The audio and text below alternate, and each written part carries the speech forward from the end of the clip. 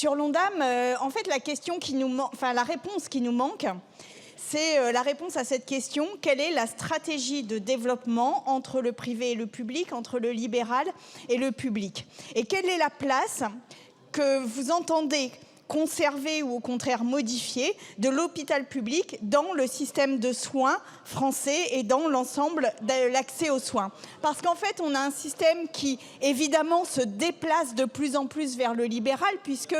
l'engorgement de l'hôpital public est tout à fait organisé,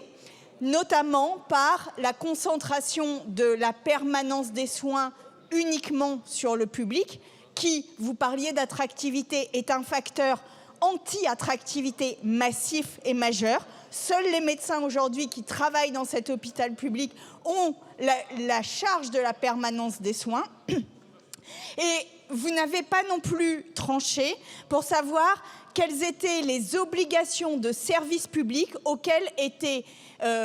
auxquelles étaient assignés et les cliniques privées et les médecins libéraux. Et en fait, c'est ça qui nous manque pour pouvoir voter et pour pouvoir continuer à discuter de cet article-là. Parce que tant que nous ne savons pas quelle est la stratégie entre le privé et le public, entre le libéral et le public, alors nous ne pouvons pas